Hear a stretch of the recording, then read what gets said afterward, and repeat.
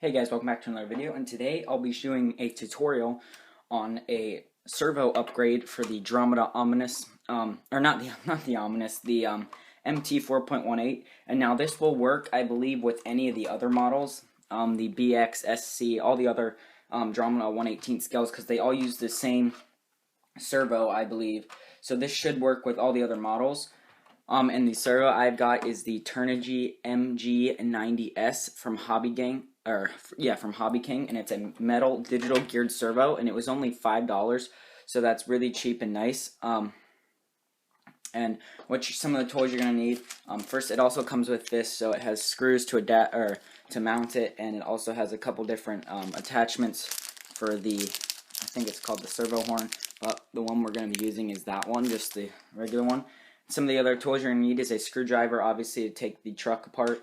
And now these two tools, this is a U-wrench prop removal tool, but I find that that U in it works really well for disconnecting the ball joints. And then a pair of pliers I just use to pop the ball joints back together. So yeah, let's start with, take the body off here. And as you can see, disconnect my battery. What we're going to need to take off is this main chassis strap here. As you can see right here, this main chassis strap, and then the servo is in part of the ESC under there, so we're gonna have to take that apart and just disconnect that. So let's do that.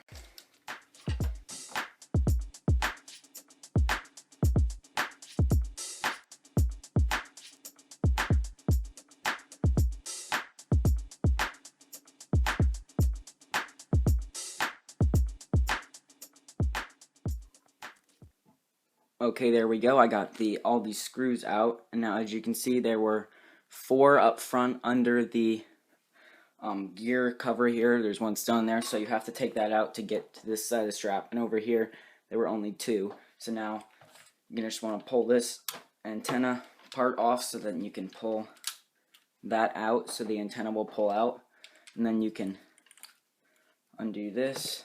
Oops. And then just pull the antenna through, and then this is the chassis piece you want to take off. Now you can see we have exposed the drivetrain, and so this is also what you would do if you wanted to replace the drivetrain like I have. You can see I have the blue aluminum in there. And so now what we're going to do is go underneath it, and now there are 3 screws. There's this one over here, and then this one and this one. So there's these 3 screws that we have to take out that hold the ESC and servo in. So let's take those out.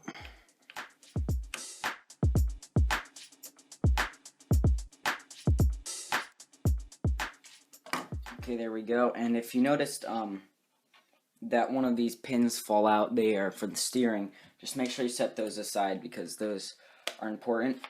And I'm going to take the other one out just so I have them together and don't lose them, because if you lose those, I don't know if you can buy replacements. And now as you can see, to take this whole assembly out, we're going to want to detach this from the servo. So I'm going to use my little U-wrench tool, and just as you can see there, it just pops it right off. So this is a nice tool to have if you want to pop them off easy. And then you can also use it for like a quadcopter, the blades. Now we're going to unplug the motor just so this will come free, and we can set that aside. So now this is what we're looking at. As you can see, the stock servo is just underneath here. So we're also going to want to pull this down so that we can disconnect this rod here. So let's do that.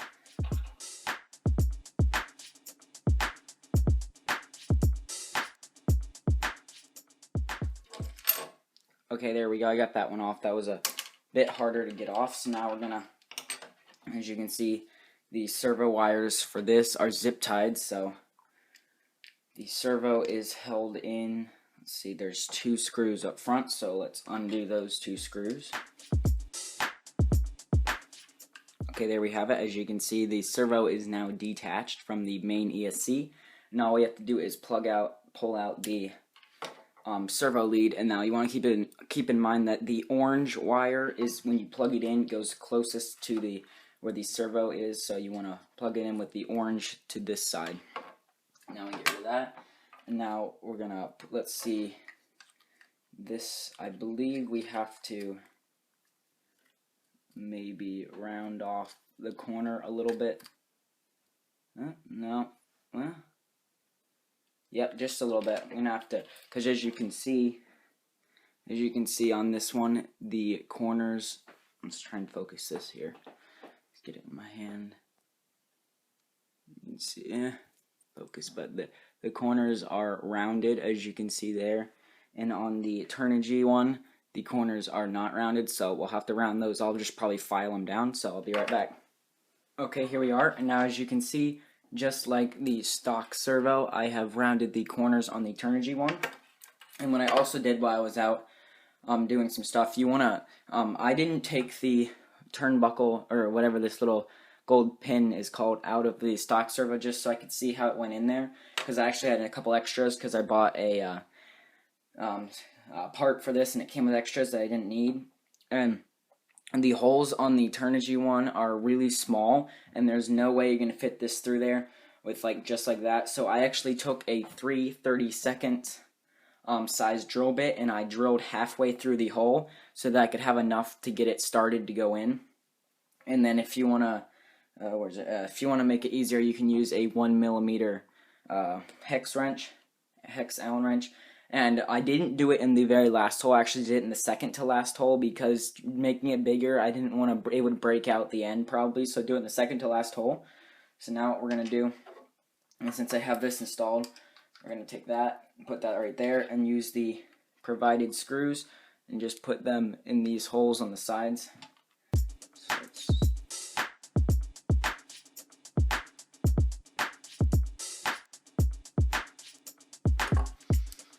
okay, there we go. Now, as you can see, I have the servo installed, and now, so we're going to do, to make sure that this is centered before I put this piece on, we're going to connect it to a battery. In a second, we'll take the stock battery out of the truck here. Okay, there we go, and as you can see, I've just installed a JST connector. That is my connector of choice over the stock Duratrax, so let's connect this up. Well, first what we're going to do actually is install this back into the car. So I'm going to have to get rid of the stock servo, move this.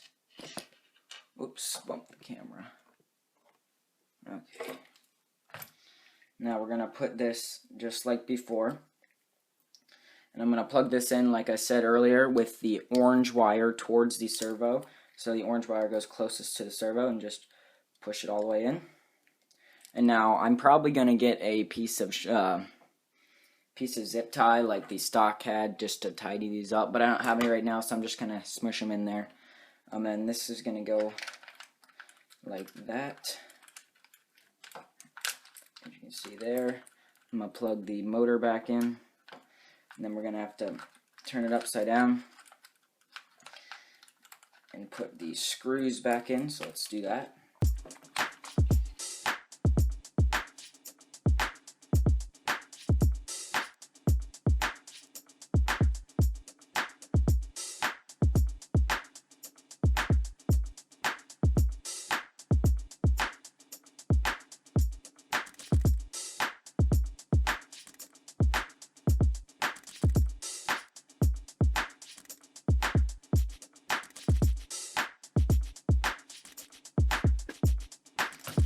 Okay, there we go. As you can see, now the stock servo, or not the stock servo, the upgraded servo is in there. So now I'm going to put these two little pins back in for the steering.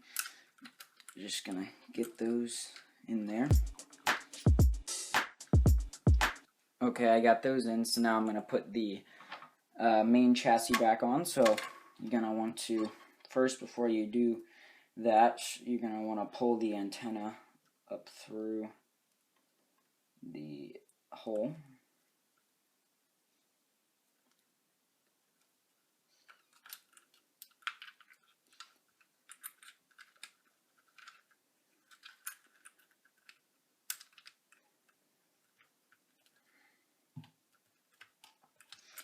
Then you're going to want to screw it all back in, and now remember that the gear cover goes over this end, so put that on.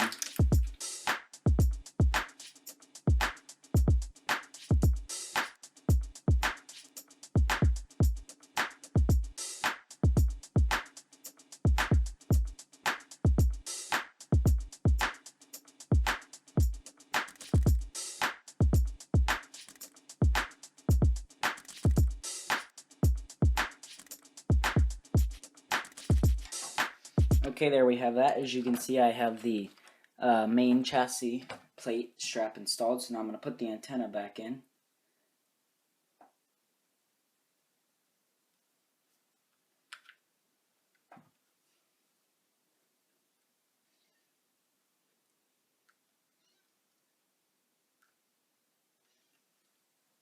Okay, there we go. I got the antenna post installed. So now what we're going to want to do is going to want to plug in our battery. And now this is where we want to make sure it is centered. So turn it on. And then we're going to turn our remote on.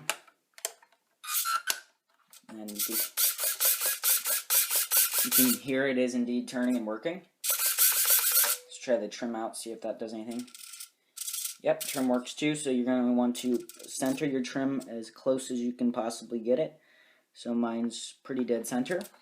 Now what you're going to want to do is you're going to want to take the little thing you made up earlier with I had to drill that, like I said, with a 30-second bit to fit the thing in.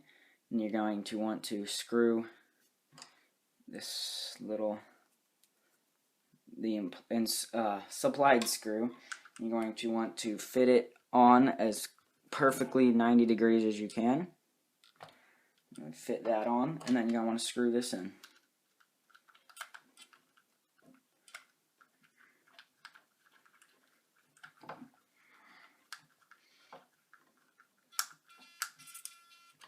Okay, there we go. Now as you can see here, it is moving, and it's got some good range of movement to it. So now I'm going to put your wheels at a 90-degree angle. That's why mine were having to be so close. My wheels weren't straight. Okay, so I got to loosen this back up a little bit.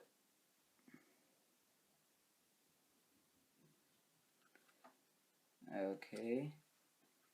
There we go. Now I'm going to take my pliers, like I said earlier, since they are a nice tool to have, and I'm going to clip them on with these, since this makes it a lot easier in my opinion. However, I don't know if I'm going to be able to fit them back there. Okay, there we go, got it. Now I'll take the other end, stick it on the truck, clamp that. Oops. This is hard to do on camera, so sorry. There we go. Got that one clipped on. Okay, so let's see if it turns the wheels.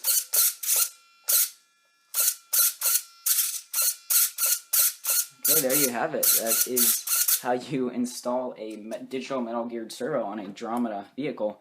And I'll clean these wires up later with some zip tie, but it's the Turnigy MG90S, and as you can see, let's try and focus it here, it is indeed turning the wheels, so that's pretty nice. And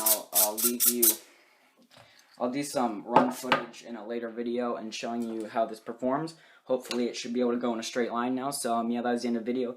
Please let me know if this helped you out and if it was a nice tutorial. Sorry about some of the stuff is hard to do on camera, and it's just hard to do overall, especially when you're filming. So that was the end of the video. Please subscribe if you liked it, and stay tuned for my next videos. Bye.